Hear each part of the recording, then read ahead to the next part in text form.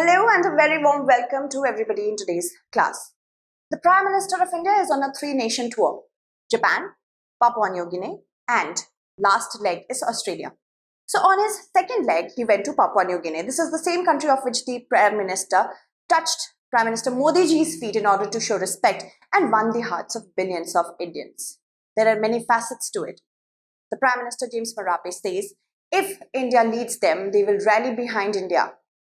Why does our Prime Minister say that these are not small island countries but large island countries? Because of the significance, the strategic significance of them being in the Pacific Islands. So, we are going to discuss all this in detail today. With respect to world map, we go from India towards Japan, crossing the Tropic of Cancer and equator, we reach to Papua New Guinea. Papua New Guinea is to the northeast of Australia. As you can see, between Cape York and mainland Papua New Guinea, we have Torres Strait. To the south of Papua New Guinea, we have Coral Sea. To the east, we have Solomon Sea. And to the north and east, we have Bismarck Sea. Now, this could be asked in your preliminary examination, the important seas surrounding Papua New Guinea. Why? Because this was the first time ever when an Indian Prime Minister went to Papua New Guinea. And the capital of Papua New Guinea, it is Port Moresby. Okay, so these kind of questions could be asked in your examination. Bougainville wants to have its own identity. That means it wants independence from Papua New Guinea. By 2027, we could see that Bougainville gets away from Papua New Guinea in that similar fashion. It is to the east of Papua New Guinea, but this is not final as of yet. The profile goes like: capital of Papua New Guinea is Port Moresby. The population is 8.9 million and languages include English, Kirimoto, Tok Pisin, and there are 851 local languages. That means it's linguistically very diverse. In this particular language only, Tok Pisin, Thirukural has been translated. So we are going to talk about that as well. And the leaders include Prime Minister as James Marape, and the head of state is Charles III. Before Charles III, it was Queen Elizabeth II. And Charles III is represented by a Governor General there. The Governor General is Sir Bob Dade. It's a constitutional democracy, Papua New Guinea. And please do not look at this, because Queen Elizabeth II, when she was alive, she was the head of the state. But now it's, of course, Charles III. And the current situation is that Papua New Guinea is a constitutional democracy. It has a Prime Minister, and then it has Governor General who represents the Charles III, the monarch in UK and many other nations as well.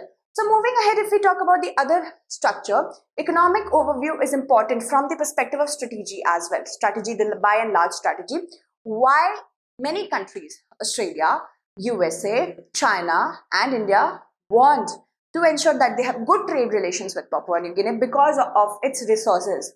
It has an estimated recoverable reserve of about 23 million ounces of gold, 500 million barrels of oil, 35 trillion cubic feet of natural gas. So it's very rich in energy, and energy is a key right now in order to ensure that economy gets back to the track after the gaps due to COVID-19. Energy is very important. Then we have forestry and marine resources of it. Other than that, its 2/3 export earning comes from gold, silver, copper, nickel and crude oil. And the rest are from timber, coffee, palm oil, of which India is also a big consumer, cocoa, copra, rubber and marine sources as well. The major imports, what Papua New Guinea imports, include machinery and equipment, manufactured goods, food and chemical. Its mining and oiling sector is very much dominated by Australia, USA and UK. Other major trading partners also include Singapore, China, New Zealand, Germany, Korea and Indonesia. China is getting its claws a lot in Papua New Guinea. Through what? Through investment in nickel and cobalt.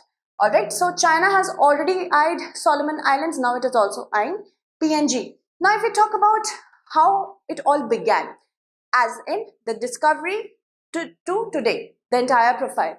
It was 50,000 BC when the first settlers are thought to arrive to New Guinea. From where? Asia. In 1526, Portuguese sailor Jorge de Menezes was the first European visitor, and he named one of the islands as Ilhaso Papuas, which means land of fuzzy-haired people.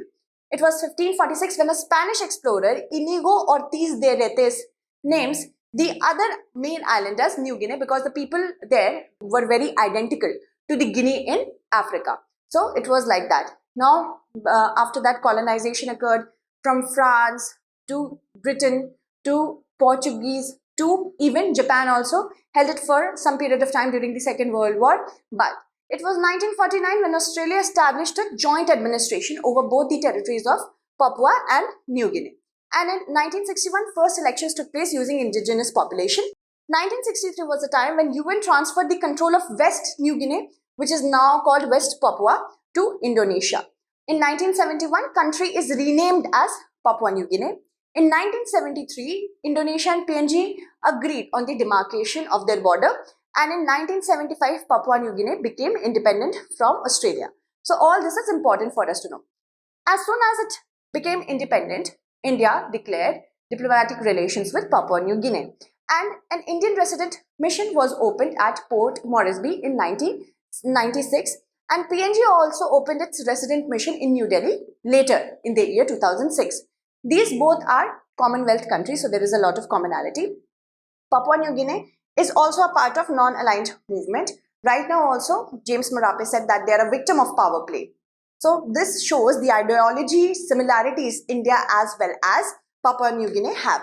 The country of Papua New Guinea has supported our candidature for various bodies such as UNSC and other important bodies as well. And they have a stance which is very clearly states towards India. It's favoring us. So that is why this is an important country. As of 2021, the exports to Papua New Guinea were $66.7 million, and top product which was exported was rice. So this could be asked in your examination. Now, if we talk about the Indian diaspora, there is a very small Indian diaspora, approximately 3,000, and these are mostly businessmen. And these businessmen, they work in various industries such as IT sector, IT enable sector, education, technical personnel for mining, hydrocarbons, all that. Alright, so these are the things that could be asked in your examination, specifically prelims. The highlights of the current events, let's go through pictures and tweets. So Prime Minister Narendra Modi arrived at Papua New Guinea and he was very warmly received by James Marape, the Prime Minister of Papua New Guinea. Even he received a very, symbolic ceremonial welcome. After that, the Prime Minister had a 19-gun salute dedicated towards him, guard of honor and ceremonial welcome, as I said. So, for the first time ever, an Indian Prime Minister is coming. It's not a small deal. Alright. And then Prime Minister Narendra Modi is the co-chair of the India-Pacific Island Cooperation Summit. This is the third edition. He was co-hosting with Papua New Guinea's Prime Minister James Marape. Alright, and there are 14 Pacific Island countries. All of them accepted the invitation, and he met all of the representatives of these countries on the sidelines of this summit as well, the Pacific Island countries. India is proud to be your development partner. Just read through me and I will explain what he means. Is proud to be your development partner. The key word here is development. Not just a partner, but a development partner. Here the statement is obliquely referring to China by certain words. You can count on India as a reliable partner. That means we are not giving you loans or aids at an exorbitant and opaque rates like China does. India is a reliable partner. Why? Because during COVID-19, we sent medical aid and vaccines to Papua New Guinea, and that they won't ever forget. Because a friend in need is a friend indeed, which was reiterated by the Prime Minister. And they want an open Indo-Pacific. They do not want the militarization of Pacific region. India is not there to militarize it. India is there to develop it. Also, as I told you, James Marape said that we are the victims of the power play. If India is going to lead them, they are going to rally behind them. So behind India. So this shows that so many Pacific Island countries are in favor of India, not of China. There is also a launch of 12-point program to strengthen Indian Pacific Island countries' partnership. 100-bed regional superior specialty hospital in Fiji. Set up regional IT and cyber security training hub in Papua New Guinea. Sagar Amrit Scholarship, under which 1,000 scholarships will be given in the next 5 years. Jaipur Foot Camp in Papua New Guinea will happen in 2023. Thereafter, 2 camps annually in other PICs, Pacific Island countries. We have the FIPIC SME Development Project, Small Medium Enterprise Development Project, solar project for governmental buildings, that means clean energy, which has been one of the pillars of cooperation between India and PICs. Provide desalinization units for drinking water. Clean water is something that will become a problem in the future because of the rising of sea levels. Then we have supply sea ambulance, set up dialysis units, set up of 24/7 emergency helpline to ensure that disasters do not happen. Set up of Jan Aushadhi Kendras, again medicines, and set up yoga centers. This is cultural unity. Moving ahead to other points is that I would like to comment PNG Sasi, who is the governor of West New Britain province, and Mrs. Shubha Sasindran for their effort to translate Thirukural. Thirukural has been written by Thiruvalluvar. Thiruvalluvar was a Tamil poet and philosopher who lived around 4th century BCE, and he dismissed the caste system and best known for authoring Thirukural. Thirukural is one of the 18 ethical works in Tamil literature.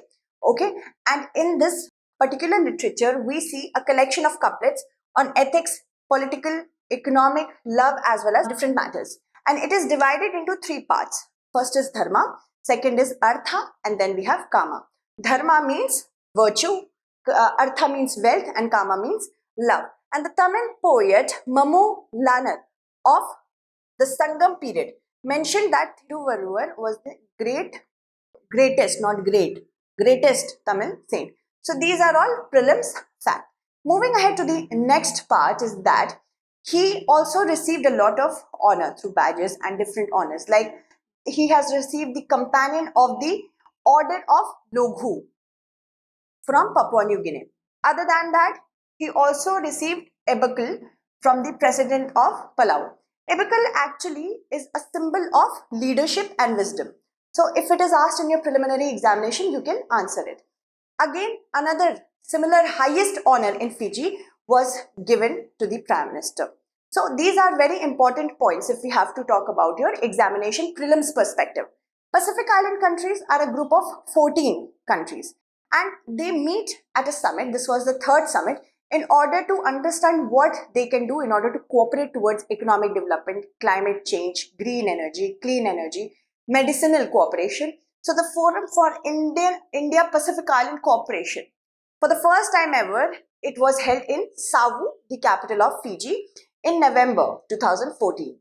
This summit includes, FIPIC includes 14 of the island countries, including Cook Island, Fiji, Kiribati, Marshall Islands, Micronesia, Nauru, Niue, Palau, Papua New Guinea, Samoa, Solomon Islands, Tonga, Tuvalu, and Vanuatu. So Solomon Islands is also a part of it. Here only, China wants to ensure that it has its permanent navy present.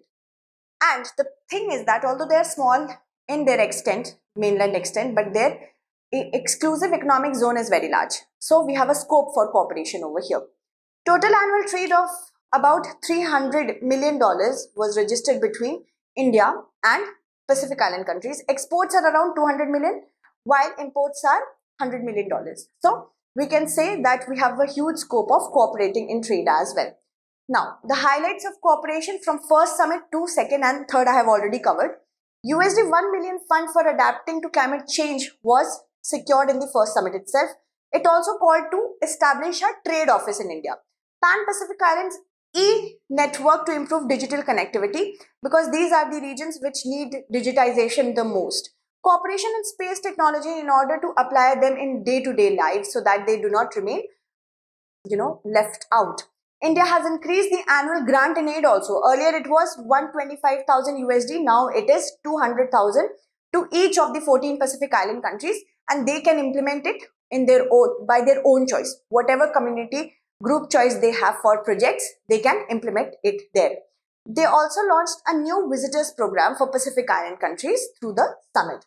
Now, trade office by FIPIC trade office, it was also constructed by Federation of Indian Chambers of Commerce and Industry so that trade can pass seamlessly and freely. Now, if we talk about India's earlier engagements with FIPIC, not FIPIC, but Papua New Guinea, it was June 2017 when Indian naval ship Sahyadri, under the command of Captain Anil Jaggi, with over 200 crew members, reached Papua New Guinea. It was a 3-day goodwill visit. Then in 2016, late President Pranab Mukherjee also reached Port Moresby, and an 11-member delegation of FICCI also reached there in order to boost trade ties. Other than that, we have to understand why do we even have to care about Papua New Guinea and other island countries. Because China is trying to expand its influence in Pacific region. Pacific region, Indo-Pacific region specifically, is filled with many choke points. It's resource rich. It has a lot of potential for energy. It has a lot of potential for resources, as I already told you. So any country which is greedy in nature, such as China, outrightly greedy, does not respect the international laws. If it doesn't respect the international laws, of course, other countries also have to an influence over there. Because the greater the influence of one country, the larger it has the chances to abuse that power. So strategically, China is trying to expand its influence. Australia and US want a country which is able to counter it. And China has made large investment in Papua New Guinea, mind you, by funding investment and infrastructure and schools, so that it has a military as well as diplomatic leverage over there, saying that I have developed so much for you, now you have to let my military stay over here. Or now you have to take my side when the time comes. So this is how China is trying to influence this region. China has also signed a security pact with Solomon Islands, and this is very near to Papua New Guinea. The US and Papua New Guinea recently signed a security agreement, although it has run into controversies by Papua New Guineans saying that they do not want militarization of this region. But in order to ensure that China does not expand itself so much and so blatantly, this had to happen. And it was at the same time when India visited. This was very recent. India, apart from Papua New Guinea and Solomon Islands, also has and wants to expand relations with Cook Islands, Fiji, Kiribati and Republic of Marshall Islands, Micronesia, Nauru, Niue, Palau, Samoa, Tonga, Tuvalu and Vanuatu. Now recently we saw the heads of states or representatives of these countries also met the Prime Minister at the sidelines of this particular summit. Moving ahead, the economic cooperation has a lot of scope because Papua New Guinea is the largest economy among the Pacific Island countries, and it is aggressively seeking foreign direct investment in many of its sectors: marine, agriculture, forestry. So India is very well aware of how well it could do with respect to marine resources because we have a huge coastline. Other than that, when it comes to agriculture also, we can directly invest there. In forest resources also. So natural resources in mining, oil and gas, its forestry, fisheries sector, these are the areas where India can invest and a healthy trade relations can be developed. Population and economy is also another thing because it is the world's third largest island nation. It is a lower middle income country which has a huge scope of a market. This market can be explored by our Indian businesses, so because these are not developed up to that level. India has an expertise and it is a predominantly rural population. More than 800 languages are spoken. So culturally also soft power could be used by India when it comes to languages. We are also linguistically very diverse.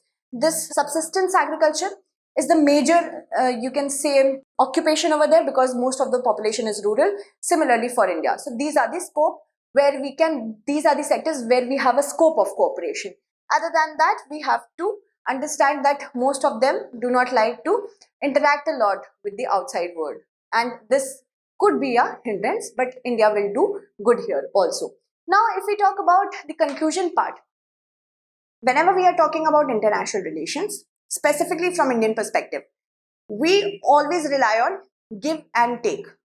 That means we cannot always think from the prism of what we are going to achieve through any relationship in the international relations, but what both the countries or both the sides can achieve through the mutual cooperation. India is on that path only. Right now, India is not talking about defense or anything, but clean energy, green energy, better medicinal approach to them, having yoga to be included in their culture as well. So these kind of things is something we have to take care of when we are writing any answer from the perspective of India's influence. Mutual as well as free and open Indo-Pacific, which is beneficial for all the countries over there. It is India's perspective. So I hope you understood this segment well. That's it. Continue watching the other segments as well because they are highly informative in nature. Thank you so much.